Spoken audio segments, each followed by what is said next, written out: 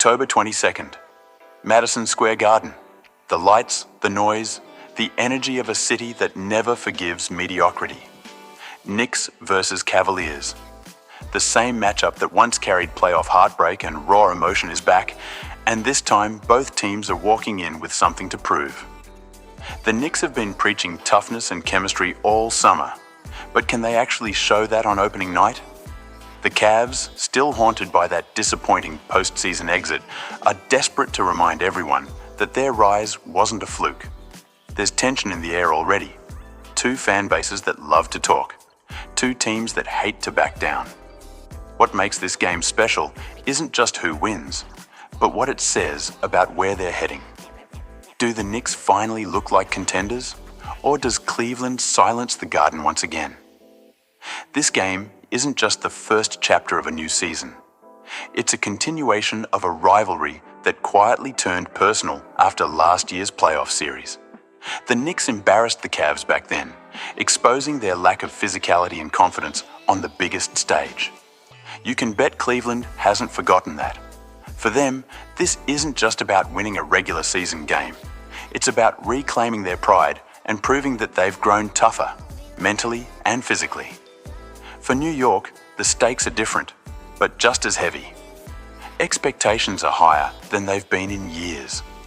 The city wants to believe that this team can go further, that the Garden might finally host something bigger than first-round dreams. Every possession will feel like a statement. Is this the Knicks' year, or will the Cavs flip the narrative and show that revenge is real? What's more powerful tonight, pride or pressure? All eyes will be on Jalen Brunson and Donovan Mitchell, two guards whose stories have become intertwined since that playoff clash. Brunson outplayed Mitchell when it mattered most, earning respect as the heart of the Knicks. But Mitchell, entering what could be a defining year for his career in Cleveland, has something to prove. He's heard the noise about leadership, consistency, and whether he can truly carry a contender. How he responds tonight could set the tone for the entire season. Then there's Julius Randle, whose emotional intensity can either ignite or implode New York's rhythm. Can he control that fire under the bright Garden lights? On the other side, Darius Garland's playmaking and Evan Mobley's defensive presence will be crucial. Mobley especially needs to show he's taken that next step from promising to dominant.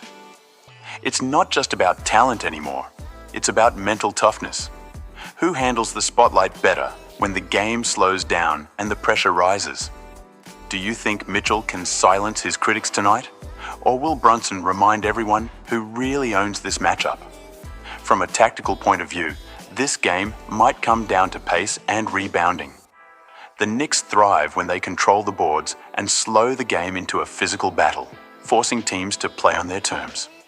Mitchell Robinson's presence inside will be a big factor, especially against a Cleveland team that still struggles with consistency under the rim.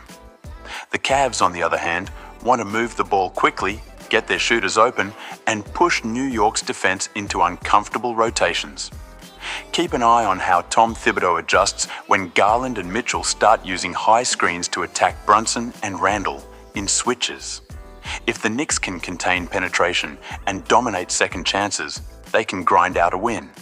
But if Cleveland's spacing clicks early, this could turn into a shootout. One number worth watching is Cleveland's three-point percentage. Last season, in their losses to New York, that number dropped dramatically. If they're hot tonight, it might flip the entire script. Which style do you think will win out, the Knicks' grit or the Cavs' finesse? If the Knicks win tonight, it won't just be another victory. It will send a message that last season's success wasn't a lucky stretch, but the foundation of something real.